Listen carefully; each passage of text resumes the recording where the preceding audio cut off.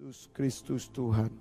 Mari Bapak Ibu Saudara yang siap mendengarkan firman Tuhan bersama saya katakan amin, haleluya. Mari Bapak Ibu Saudara dengan cepat, karena sebentar kita akan Miracle Worship Night jam 7 malam dan segera saya selesaikan sampai setengah 6 sore. Mari dengan cepat buka 1 Korintus 2. 1 Korintus 2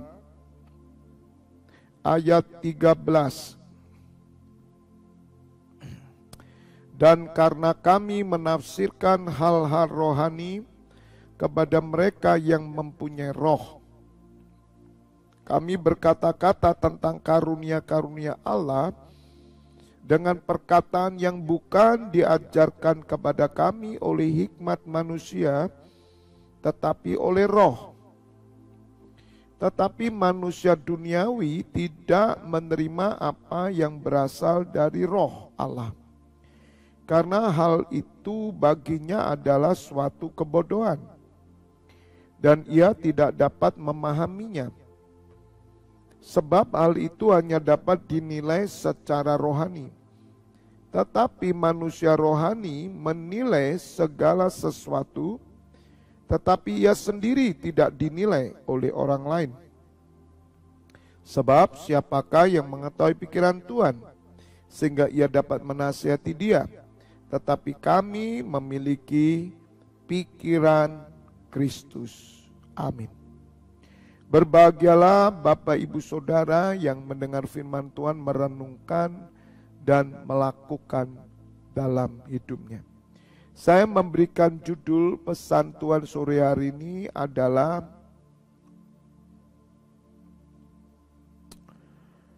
mempunyai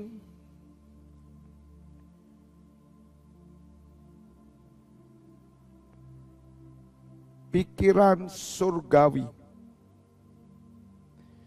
Mempunyai hikmat surgawi, begitu aja. Mempunyai hikmat surgawi.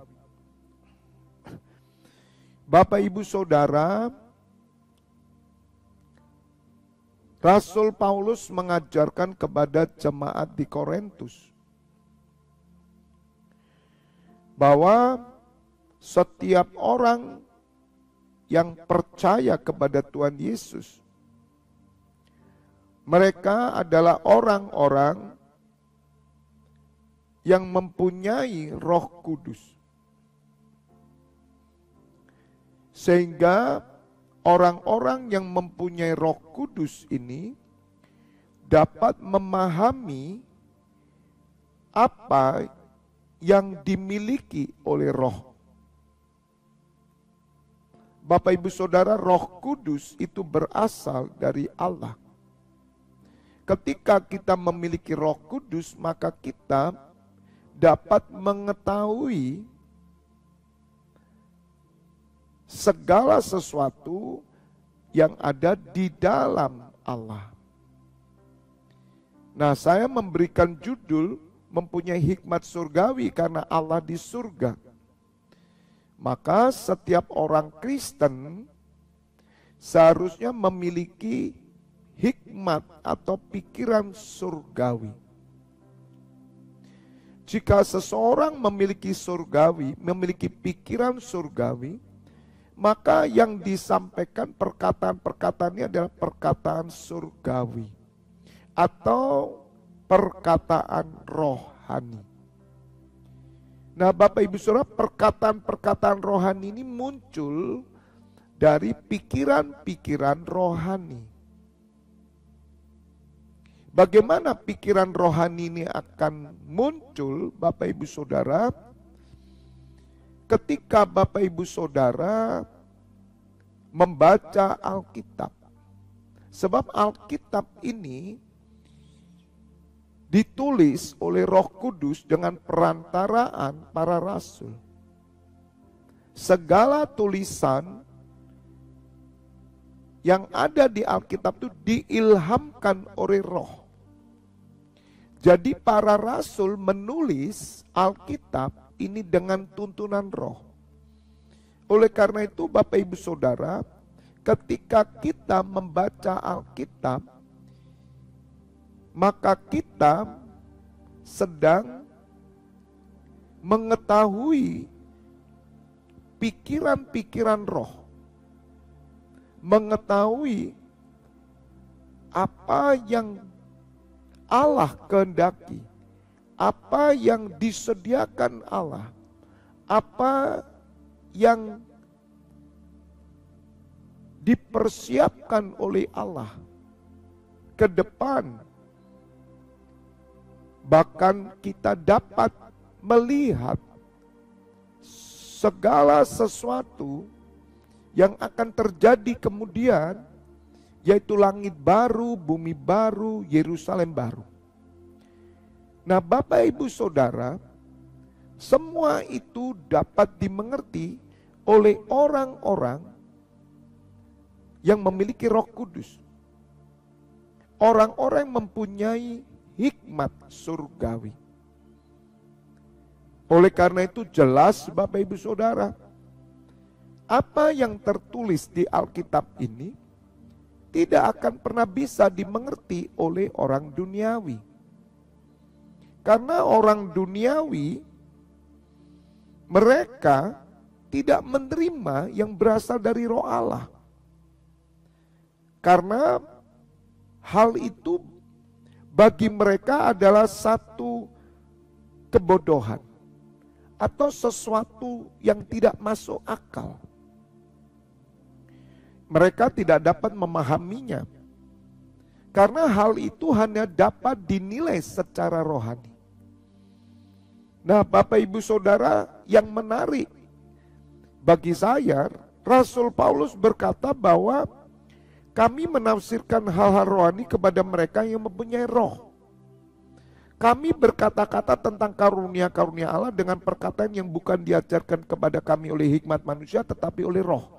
Bapak Ibu Saudara, Rasul Paulus hanya dapat berbicara kepada orang-orang yang mempunyai roh. Karena apa yang ditafsirkan itu adalah hal-hal rohani.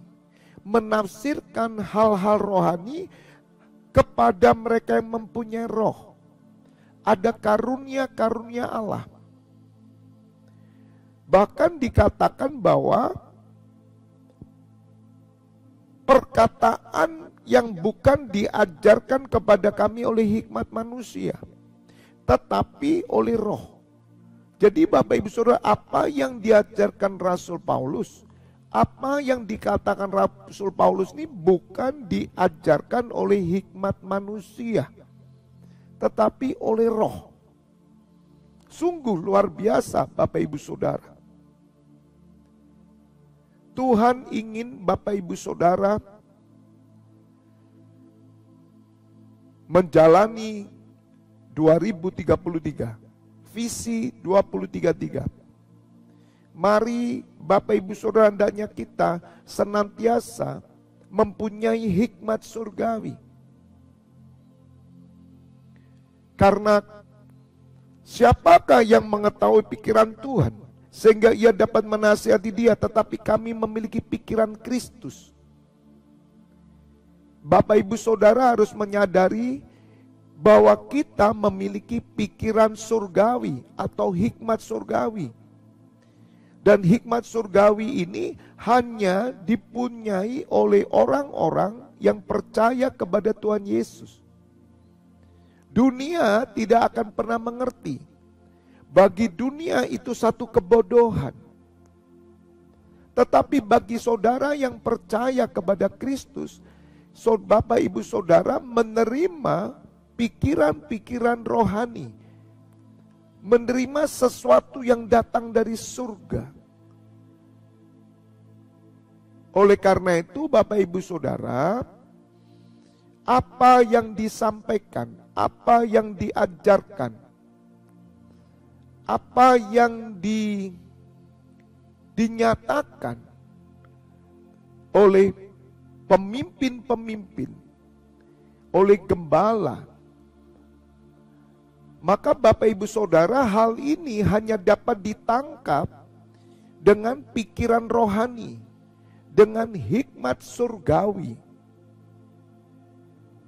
Bukan dengan pikiran duniawi.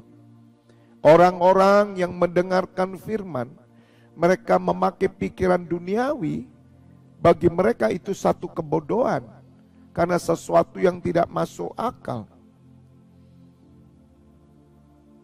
Bahkan mereka tidak dapat memahaminya. Kenapa mereka tidak dapat memahaminya? Karena mereka tidak menerima roh. Karena mereka tidak menerima apa yang berasal dari roh Allah. Tetapi manusia rohani menilai segala sesuatu, tetapi ia sendiri tidak dinilai oleh orang lain. Bapak Ibu Saudara, setiap orang yang percaya kepada Tuhan Yesus, dia menilai segala sesuatu, tapi ia tidak dinilai oleh orang lain. Karena apa? Karena mereka memiliki hikmat surgawi, pikiran surgawi.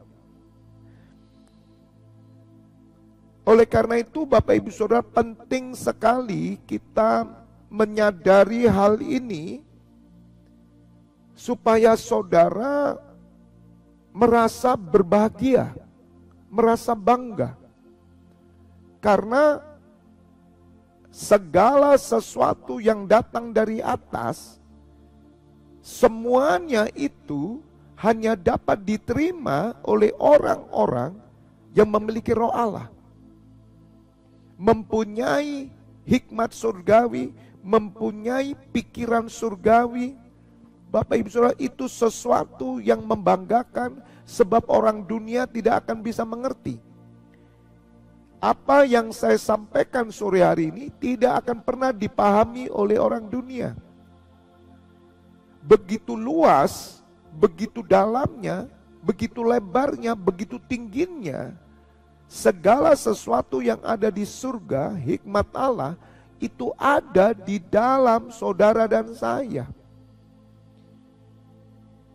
Dan Bapak Ibu Saudara, sesungguhnya perhatikan, ketika kita percaya kepada Tuhan Yesus, kita adalah manusia baru. Kita adalah manusia Allah. Kita adalah anak Allah. Roh Allah ada di dalam kita. Kita adalah manusia surgawi. Manusia surgawi, dia mempunyai semua hikmat surgawi, semua yang ada di surga, segala sesuatu yang ada di dalam pikiran dan kehendak Allah sudah ada di dalam hati kita. Jadi Bapak Ibu Saudara, saudara bukan belum menerima, tapi sudah menerima. Bapak Ibu Saudara bukan belum mempunyai, tapi sudah mempunyai. Sehingga ketika karunia-karunia surgawi dinyatakan, ketika perkataan-perkataan dari Allah dinyatakan oleh seorang hamba Tuhan, maka Bapak Ibu Saudara menangkapnya. Sebagaimana Bapak Ibu Saudara membaca Alkitab. Karena Bapak Ibu Saudara percaya kepada Tuhan Yesus, Bapak Ibu Saudara memiliki roh Allah, jadi ketika Bapak Ibu Saudara membaca Alkitab, Bapak Ibu Saudara dapat memahaminya. Karena semua yang tertulis di Alkitab ini sesungguhnya sudah ada di dalam kita. Tetapi Bapak Ibu Saudara, kita belum menerima pewahyuannya. Oleh karena itu ketika Rasul Paulus berbicara dengan manusia surgawi, dia menjelaskan hal-hal rohani, dan mereka yang menerima, mereka akan mengalami sukacita, mereka akan merasakan haus dan lapar, mereka akan ingin terus mendapatkan hal yang rohani, mereka seperti menemukan sesuatu yang luar biasa. Dan sesungguhnya itulah pengurapan dari Roh Kudus. Sebagaimana dikatakan dalam 1 Yohanes 2 ayat 27. Dikatakan bahwa Kamu telah menerima pengurapan dari Roh Kudus dan kamu tidak perlu diajar oleh orang lain. Sebab pengurapannya itu mengajar kita. Jadi Bapak Ibu Saudara, kita ini adalah orang-orang yang berbahagia. Sebab Bapak Ibu Saudara dan saya melampaui orang dunia. Sebab kita bisa menilai segala sesuatu dengan hikmat surgawi. Dan orang duniawi tidak bisa mengerti. Rasul Paulus berbicara hal-hal yang rohani kepada orang-orang Kristen yang rohani. Bukan Kristen yang duniawi. Sebab ada Kristen duniawi. Karena pikiran-pikirannya semata-mata duniawi. Apakah Kristen duniawi ini adalah Kristen yang tidak memiliki roh Allah? Tidak, saudara. Mereka memiliki roh Allah, tetapi mereka tidak melatih diri mereka untuk mereka dipimpin oleh Roh Kudus, untuk mereka dituntun oleh hikmat-hikmat Allah, oleh kerinduan-kerinduan Allah dalam dirinya, tetapi mereka lebih mementingkan atau memikirkan hal-hal duniawi. Sehingga mereka Kristen tetapi mereka duniawi. Ketika kita berbicara tentang hal-hal seperti ini, mereka tidak mengerti. Kenapa? Karena mereka masih duniawi. Nah, inilah yang disebut Kristen anak-anak. Kristen dewasa adalah Kristen yang sudah mengerti hal-hal rohani. Nah, Bapak Ibu Saudara, Tuhan ingin supaya di dalam pertumbuhan seseorang yang percaya kepada Tuhan Yesus, mereka harus dipenuhi dengan hal-hal rohani. Karena mereka memiliki sesuatu yang luar biasa dari surga. Ketika mereka merindukan hal-hal yang rohani, ibadah, doa, pujian penyembahan, kemudian mereka membaca Alkitab, mereka melayani, Bapak Ibu Saudara, maka semua yang surgawi itu akan dibuka. Berbeda dengan orang-orang yang sudah dibaptis tetapi mereka tidak memenuhi kehidupannya dengan hal-hal rohani. Maka apa yang harusnya dia punyai tidak pernah tersingkapkan. Kalaupun tersingkapkan, mereka hanya mengerti sedikit. Hanya mengerti dasar. Oleh karena itu Rasul Paulus berkata, mari tinggalkan asas-asas dasar pokok-pokok tentang kekristenan, tentang pembaptisan, tentang karunia-karunia. Mari kita naik level lebih lagi. Bapak Ibu Saudara, ada rahasia surgawi yang luar biasa yang akan dicurahkan kepada orang-orang yang memiliki pikiran Kristus, kepada orang-orang yang mau memenuhi dirinya dengan hal-hal yang rohani, kepada orang-orang yang mau diajar oleh Roh. Sungguh luar biasa Bapak Ibu Saudara. Rasul Paulus berkata bahwa kami menafsirkan hal rohani kepada mereka yang mempunyai roh. Kami berkata-kata tentang karunia Allah dengan perkataan bukan diajarkan kepada kami oleh hikmat manusia tetapi oleh Roh. Jadi Bapak Ibu Saudara, ada pengajaran oleh Roh. Bukan dengan hikmat manusia, bukan dengan pikiran manusia, tetapi oleh Roh. Bapak Ibu Saudara, hal ini bagi orang duniawi tidak mungkin dipahami. Hal ini bagi orang duniawi tidak akan mengerti. Sebab mereka tidak memiliki roh Allah. Ketika kita menyadari akan hal ini, maka Bapak Ibu Saudara akan menjadi orang-orang yang senantiasa haus dan lapar. Dan kita harus bersyukur Bapak Ibu Saudara, di dalam kekristenan ini benar-benar kita memiliki hikmat rohani. Sebab kita diajarkan oleh Roh. Roh Kudus mengajar kita di dalam diri kita. pengurapannya itu pengurapan pengajaran yang membawa saudara dan saya mengerti hal-hal yang rohani. Nah, Bapak Ibu Saudara, hari-hari ini gereja mencoba untuk, atau tepatnya pemimpin-pemimpin gereja yang mereka mengedepankan supaya pengajaran mereka boleh dipahami, sehingga mereka mulai memakai hikmat manusia. Ajaran-ajaran yang diberikan itu hikmat manusia, sehingga jemaat-jemaat yang masih duniawi mereka dengan mudahnya menerima. Nah, ini bahaya, saudara. Yang dibutuhkan di gereja itu bukan hikmat duniawi yang diajarkan, tapi hikmat roh. Bagi saudara yang memiliki roh Allah, Bapak Ibu Saudara bisa menerima tafsiran-tafsiran rohani itu yang bukan diajarkan oleh manusia tetapi oleh roh. Nah, karena ketakutan kehilangan jemaat atau ketakutan jemaat berkurang, maka pemimpin-pemimpin mencoba mengajarkan hikmat manusia. Karena hikmat manusia ini yang bisa diterima oleh manusia duniawi atau Kristen duniawi. Nah, inilah Kristen kanak-kanak. Nah, Bapak Ibu Saudara, kalau sebuah gereja Kristen kanak-kanak, maka khotbah-khotbah gembalanya itu lebih kepada motivator. Sebagaimana motivator-motivator dunia.